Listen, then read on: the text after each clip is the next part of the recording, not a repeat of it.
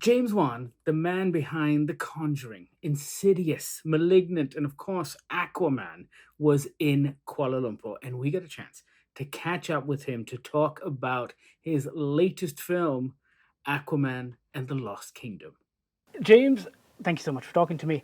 The first Aquaman movie, highest grossing DC movie of all time. I'm sure you've had this conversation a lot with people around you, but have you guys figured out why that movie resonated as well as it did?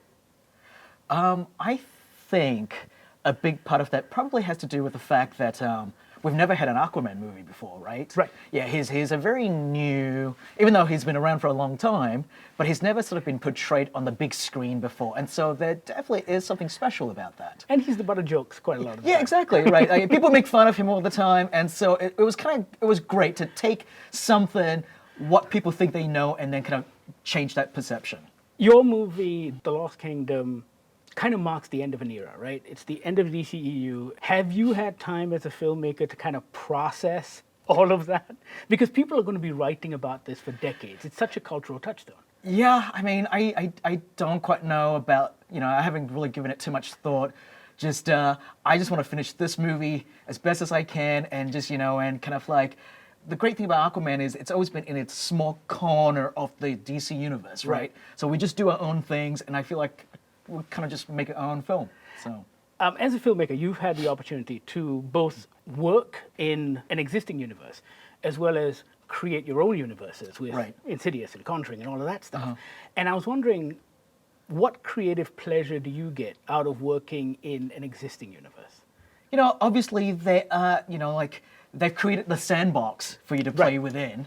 It's kind of nice to obviously have certain sort of foundation and rules in place, but within that sandbox, you can kind of do a lot of things, and that is the great stuff about Aquaman is, again, the fact that he's never been done before, so there's not really a lot of built-in perception as to who he is. Jason and myself, we get to create this character, this world, pretty much from scratch. Yeah. And for a filmmaker, for an artist, that's a cool thing to have. From the short clip we saw, I think one of the most exciting things was, and I don't draw this comparison lightly, but it feels Star Wars-esque in the things you've created, like the squid bots and all of that stuff. Looks really cool. Yeah, I think, within our own universe, I can do a lot of stuff aesthetically that is just unique to our world. And I think that's important because you want to create things that people haven't quite seen before. I think that's the best way to kind of sort of stand out from the crowd. That said, making these things, like you said, are incredibly draining and tiring. Are you done with superhero stuff for a while? Or if Gunn and Safran called you right now, would you be like, there's this character I've always wanted to do? There are other characters that I've been fans of. But are you allowed to say? I don't know if I want to say it, but I will say this. I will say that whatever I kind of would pursue, it would be something kind of less known. I like kind of playing with characters that are not as well known. Hey, elephant in the room. There's a lot of noise around the making of this film, and you've had to respond to a lot of things. But I'm curious as to what is the one thing you wish people knew about the making of this movie that hasn't been spoken about? I don't know. I think, you can't really kind of dictate what goes on out there.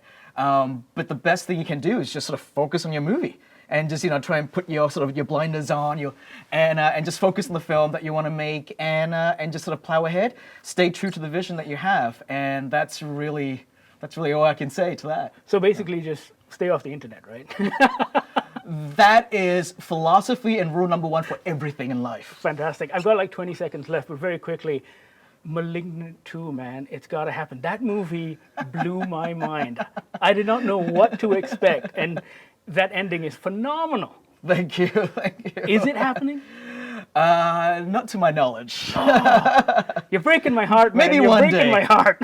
One day, yes. Like I have these other sort of smaller horror films that do build up sort of cult fan base over the years, so who knows? All right, fantastic. I think I'm all out of time, but thank you so much, James. It's been a pleasure. Thank you. Thanks for talking to me.